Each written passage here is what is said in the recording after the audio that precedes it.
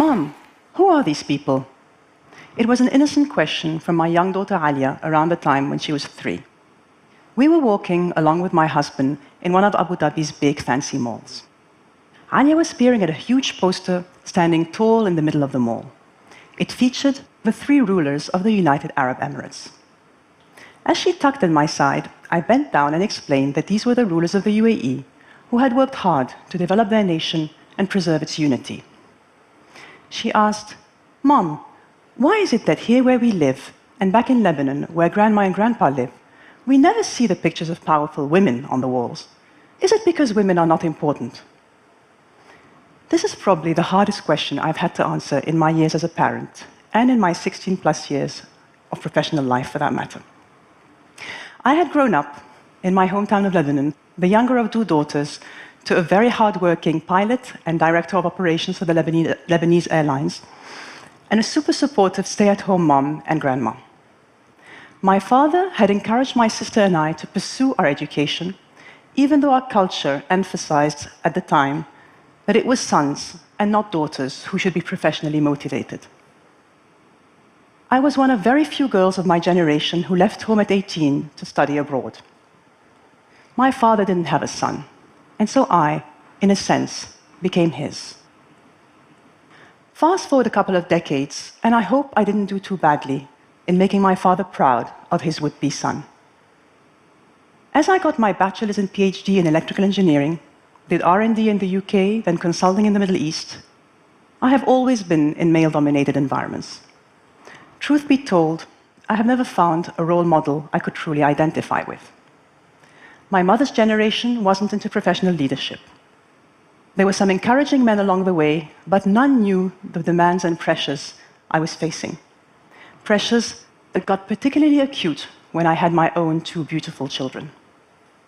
And although Western women love to give us, poor, oppressed Arab women advice, they live different lives with different constraints. So Arab women of my generation have had to become our own role models. We have had to juggle more than Arab men, and we have had to face more cultural rigidity than Western women. As a result, I would like to think that we, poor, oppressed women, actually have some useful, certainly hard-earned lessons to share. Lessons that might turn out useful for anyone wishing to thrive in the modern world. Here are 3 of mine.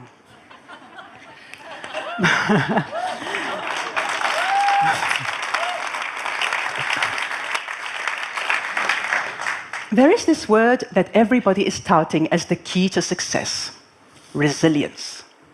But what exactly is resilience, and how do you develop it? I believe resilience is simply the ability to transform shit into fuel. In my previous job, well before my current firm, I was working with a man we will call John. I had teamed up with John and was working hard, hoping he would notice how great I was and that he would come to support my case to make partner at the firm. I was, in addition to delivering on my consulting project, writing passionately on the topic of women economic empowerment. One day, I got to present my research to a room full of MBA students. John was part of the audience, listening for the first time to the details of my study. As I proceeded with my presentation, I could see John in the corner of my eye. He had turned a dark shade of pink and had slid under his chair in apparent shame. I finished my presentation to an applauding audience, and we rushed out and jumped into the car. There, he exploded. "What you did up there was unacceptable. You are a consultant, not an activist." I said, "John, I don't understand. I presented a couple of gender parity indices and some conclusions about the Arab world.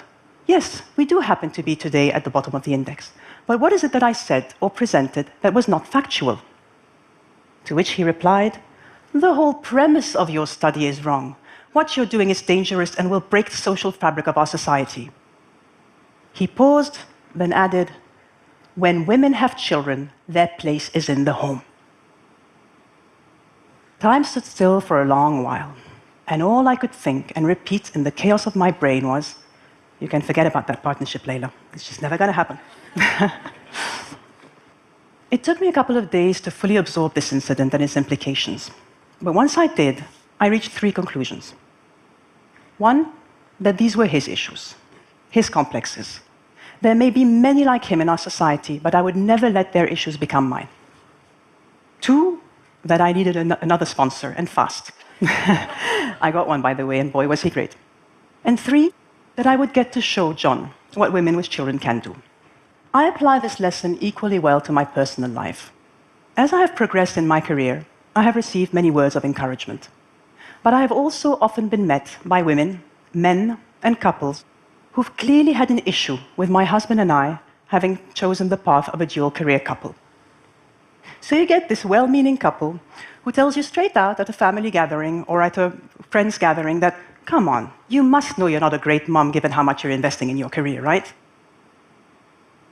I would lie if I said these words didn't hurt. My children are the most precious thing to me, and the thought that I could be failing them in any way is intolerable. But just like I did with John, I quickly reminded myself that these were their issues, their complexes. So instead of replying, I gave back one of my largest smiles as I saw in flashing light the following sign in my mind's eye.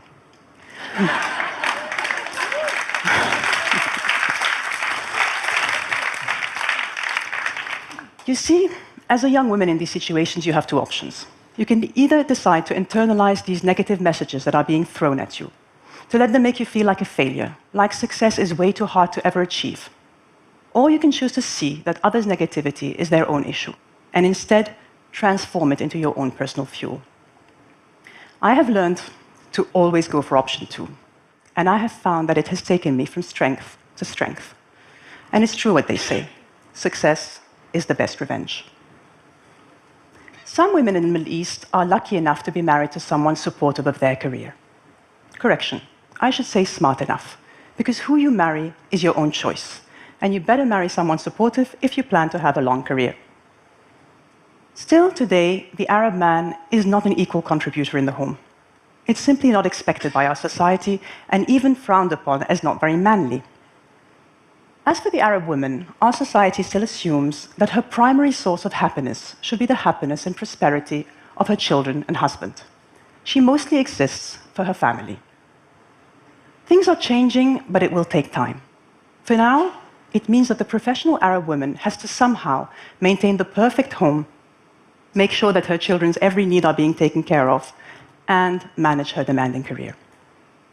To achieve this, I have found, the hard way, that you need to apply your hard-earned professional skills to your personal life. You need to work your life. Here is how I do this in my personal life. One thing to know about the Middle East is that nearly every family has access to affordable domestic help. The challenge, therefore, then becomes how to recruit effectively.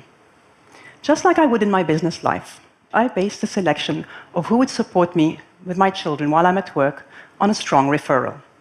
Christina had worked for 4 years with my sister, and the quality of her work was well established. She is now an integral member of our family, having been with us since Tanya was 6 months old. She makes sure that the house is running smoothly while I'm at work, and I make sure to empower her in the most optimal conditions for her and my children, just like I would my best talent at work. This lesson applies whatever your childcare situation, whether an au pair, nursery, part-time nanny that you share with someone else. Choose very carefully and empower.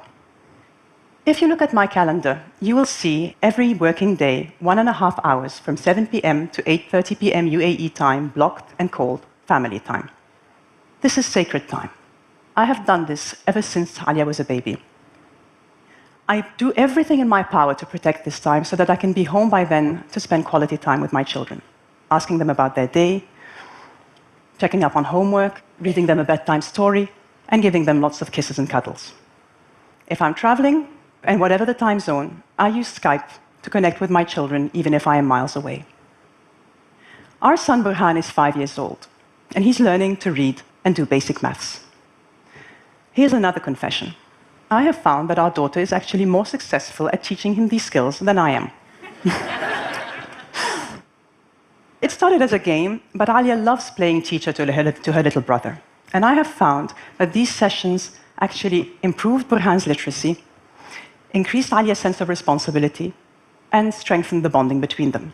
A win-win all around. The successful Arab women I know have each found their unique approach to working their life as they continue to shoulder the lion's share of responsibility in the home. But this is not just about surviving in your dual role as a career woman and mother. This is also about being in the present. When I'm with my children, I try to leave work out of our lives. Instead of worrying about how many minutes I can spend with them every day, I focus on turning these minutes into memorable moments. Moments where I'm seeing my kids, hearing them, connecting with them. Arab women of my generation have not been very visible in the public eye as they grew up. This explains, I think, to some extent, why you find so few women in politics in the Arab world. The upside of this, however, is that we have spent a lot of time developing a social skill behind the scenes. In coffee shops, in living rooms, on the phone, a social skill that is very important to success: networking.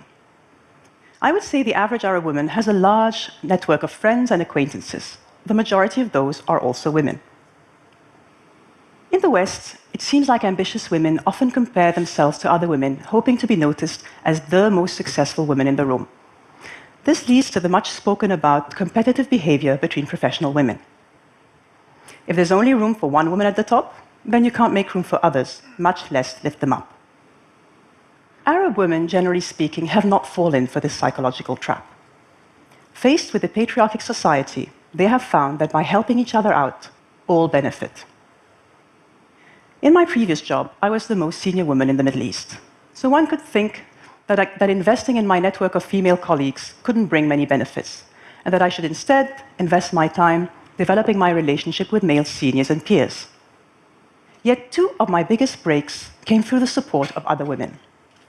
It was the head of marketing who initially suggested I be considered as a young global leader to the World Economic Forum. She was familiar with my media engagements and my publications, and when she was asked to voice her opinion, she highlighted my name. It was a young consultant, a Saudi lady and friend, who helped me sell my first project in Saudi Arabia, a market I was finding hard to gain traction in as a woman. She introduced me to a client, and that introduction led to the first of very many projects for me in Saudi. Today, I have 2 senior women on my team, and I see making them successful as key to my own success. Women continue to advance in the world. Not fast enough, but we're moving. The Arab world, too, is making progress, despite many recent setbacks. Just this year, the UAE appointed 5 new female ministers to its cabinet, for a total of 8 female ministers. That's nearly 28% of the cabinet, and more than many developed countries can claim. This is today my daughter Alia's favorite picture. This is the result, no doubt, of great leadership, but it is also the result of strong Arab women not giving up and continuously pushing the boundaries. It is the result of Arab women deciding every day, like me, to convert shit into fuel, to work their life to keep work out of their life, and to join forces and not compete.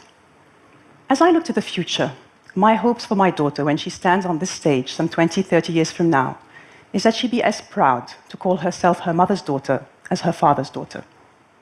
My hopes for my son is that by then the expression her mother's son or mama's boy would have taken on a completely different meaning. Thank you.